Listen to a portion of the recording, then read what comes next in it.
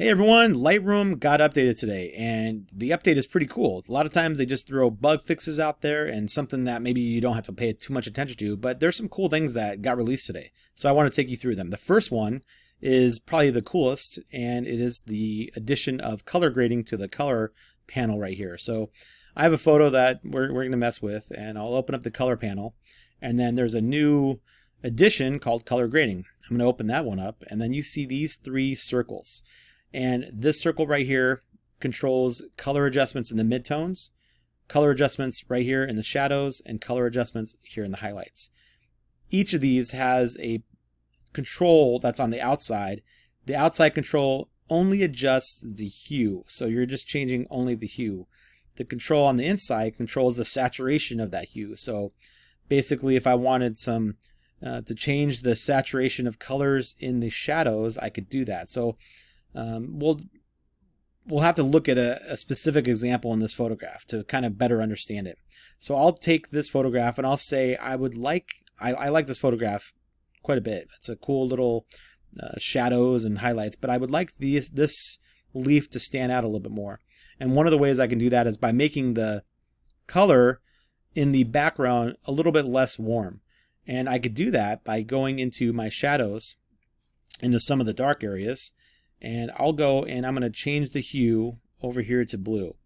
My inside control is at 0. When it's on the very middle, it's at 0 saturation. And if I take this all the way to the outside edge, it's at 100% saturation. So it's increasing the saturation by 0 to 100. So I'll take this out a little bit, and I'm going to warm up my background. And right around there. So you can see my background shadows are less warm. And I did that through my shadows, hue adjustment, and saturation slider. Now this slider down here controls your luminance, and I can make it darker or brighter in my shadow areas.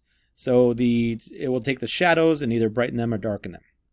Same thing with the highlights, and same thing with the midtones.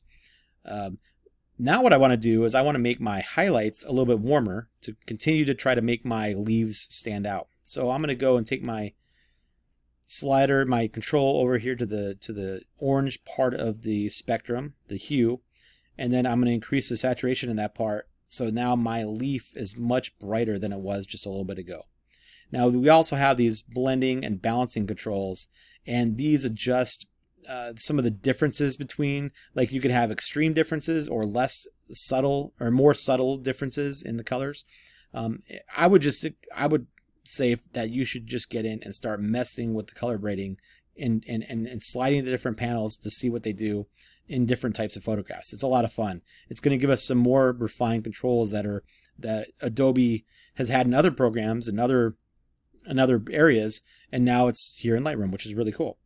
There's a couple more things. One of the things is this versions. So if you click on versions, it used to be you were stuck with basically creating your own version. So I'd have to go to create version and name it, and I could still do that. So I could click on a version and I can name it version 1, and you could have version 2.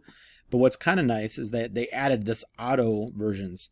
So you could see that Adobe's recognized that I've been editing, and it's created some auto versions. So I can go back and see my edits from today, which is really kind of cool. That's one of the new additions that the update gave out today. And then finally, the third kind of biggest update that I think you should pay attention to is the ability to add graphical watermarks. So when I go and I share a photo, let's say I've got this to the point where I want it and I love it, and I want to export it into a final photo. I'm going to go here to custom settings. I'm going to make this full size, and you can make this 100% if it's like your final, your best of the best. And then this include watermark is checked.